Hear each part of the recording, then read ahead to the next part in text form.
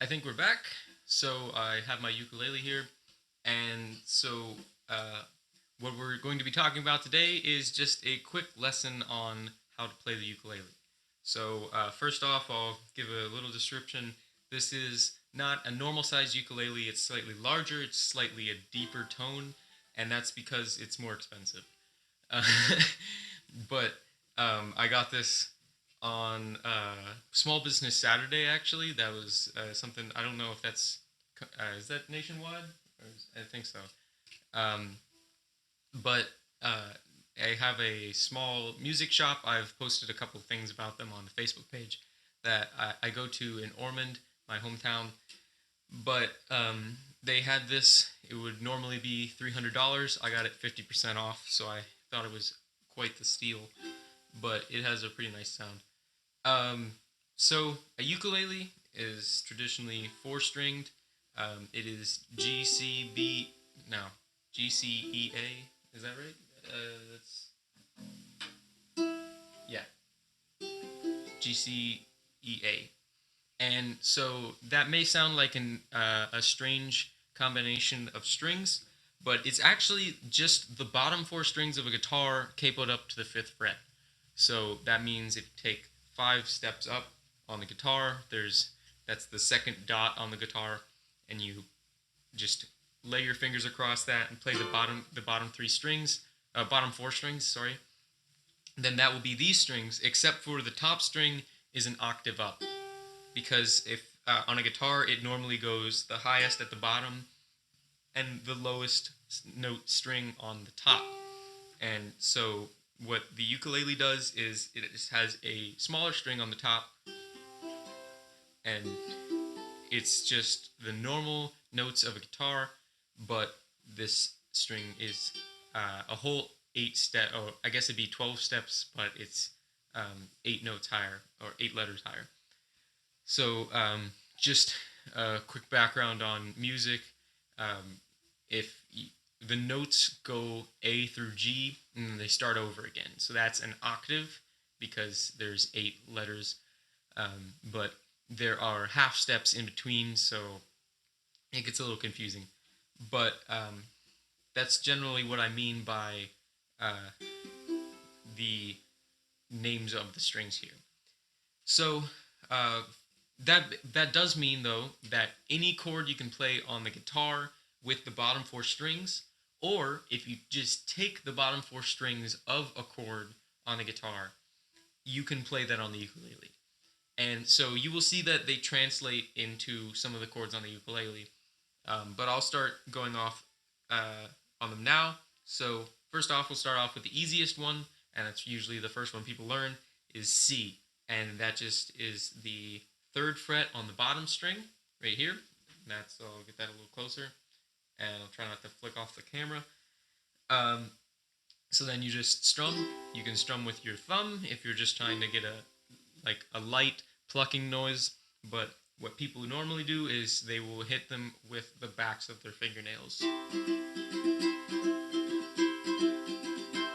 And so this is a pattern that I like to do just because there's a lot of Hawaiian songs that have this strumming pattern. Um, but so that's a pretty easy chord. Another easy chord to learn is A minor. It's the second fret, and so each one of these metal things divides the fret. So a fret is the space in between those. Well, I guess it depends. Some people call them the metal parts of fret, but the space in between the first two metal pieces is the second fret. So uh, the second fret of the top string, that's all you have to press down, and you have to press it all the way to the neck of the ukulele, and that's an A minor. And so you can play a C and an A minor.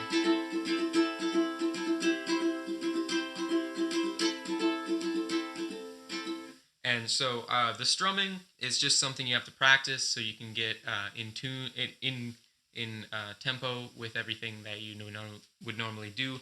If you play guitar, it should come pretty naturally. The ukulele is pretty kind to your hand as opposed to a guitar, so you'll have to get used to the lighter feel.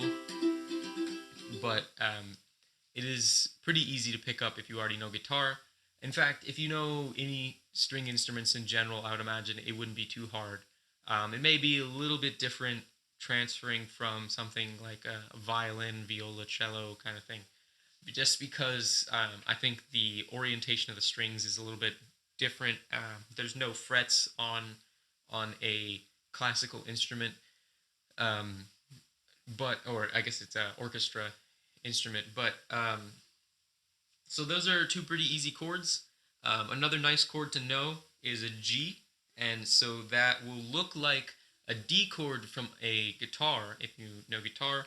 And so that's one that I would say is transferring pretty easily. Actually, the C is just a G chord on a guitar, capoed up five frets. But what happens is the G chord does a couple extra things up top on the top two strings, and you don't have those on the ukulele. So you end up only having the bottom string, and that's why it's so easy.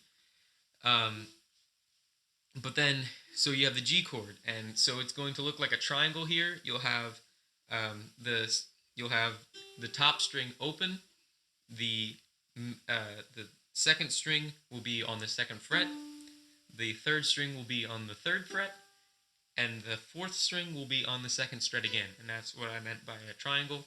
So when you play that, that is a G chord. And so when you play a chord, you'll notice that it sounds a lot better than if you're not playing a chord. If you're just like, well, that actually is a chord, but if you just play random notes, it doesn't sound as nice to the ear.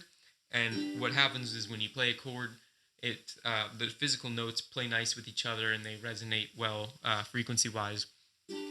So you know a C, you know a G, you know an A minor, and so these orientations of fingers on the fretboard are pretty easy to find on the internet.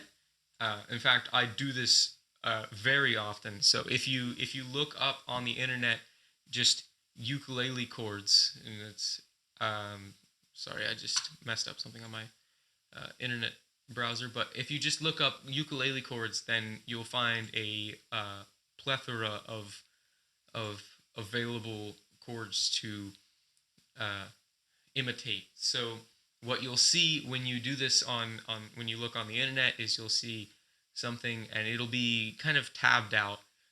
Tabs are how you learn songs usually. I mean, you can learn from a score, but most times for me being a guitarist, I tend to look at tabs. But what they'll do is these strings will be labeled as I have described them on the ukulele, and they will just put circles here, here, and here, so they'll bar off the frets. And so you can imagine this is the neck of the guitar, the neck of the ukulele laying down. And so when you look at a chord pattern on the internet, then you just need to imitate those dots with your fingers on the fretboard. Now, you can find whatever orientation or organization of your fingers feels most comfortable for you. But what will happen is sometimes those chord pictures on the internet will give you a suggestion of which finger to use. So they may say like 1, 3, 2 for those three dots there. And so that's just saying this is what a lot of people do. If you want to do it some way up that's different from that, then it is completely up to you. There is no specific standard for playing the ukulele. But what happens is usually the suggested way for orienting your fingers is pretty easy to when it comes to transitioning to other chords. So what'll happen is when you're here, you can just drop down this finger, pull the other two off, and you're in a C. So you can go between C and G pretty easily. But transitions are just something that will come with practice. And so a lot of this is, I can tell you what the internet is telling you, but other than that, you're just going to have to sit there and practice it. So in terms of keeping time, that's just something you need to keep practicing. Maybe try and play with a song. But then what you can do, so if you have your page pulled up on maybe Google Images or something, that's usually what I do, um, with your ukulele chords. Then, if you want to play a song, you can look up the chords for that song. They don't necessarily have to be the ukulele chords because chords are universal. A G chord is a G chord no matter what instrument you're playing it on.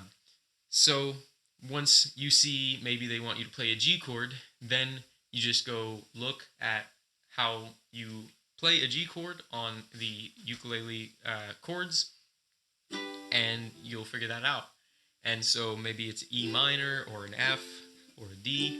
And so one thing that's interesting about the ukulele is because having that C is very open, that means that if you just cover up all the strings and imitate the C as if where your first finger is the beginning of the neck, then you can have an open chord.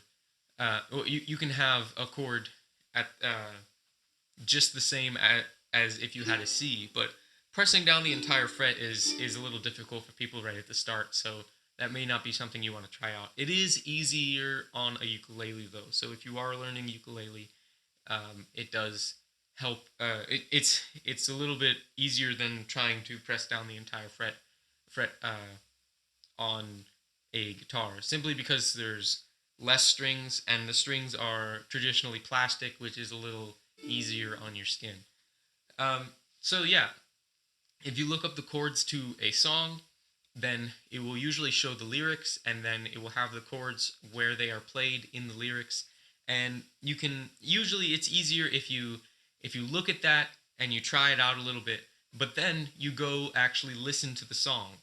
And so then you can figure out the actual pattern that people are using to strum,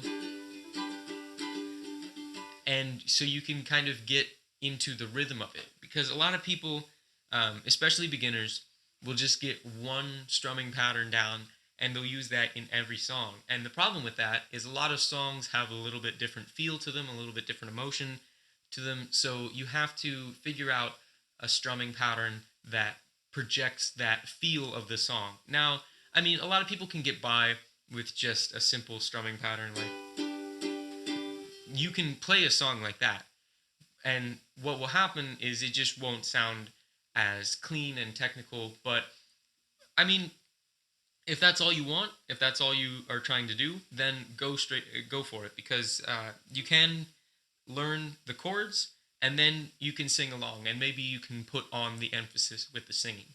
So um, I don't have too much I want to talk about. If anyone has any specific questions about the ukulele specifically, or just any other instruments, I actually, the instrument I was playing at the start of this is an acoustic bass. I have that right here. And so what's special about that is it's actually the top four strings of the guitar as opposed to the bottom four strings. And it's significantly deeper. Now, if you know what a bass is, I'm sure you've heard one before, then you'll know that it's normally used to lay down the kind of, pardon my pun, the bass in the background. So it's the foundation that the rest of the song is built upon. But usually the guitar is what's technical. Now, a lot of people will get technical with the bass. If you look at maybe like the Red Hot Chili Peppers or something like that, the bass player can be a very significant musician. But there is pride in knowing that you are keeping the song going with the beat that it is necessary. So um, I now have four string instruments in my room. So like I said, if you have any questions about any of those or just string instruments in general, I will do my best to answer those. But I think I am going to play a quick ad and move into my final section, which is my drawing section. I don't have a new sheet yet, but I keep saying that, I will be working on that in the future. But we'll see if we can get a new random topic. But yeah, so I'm going to play a quick ad and I'll be right back.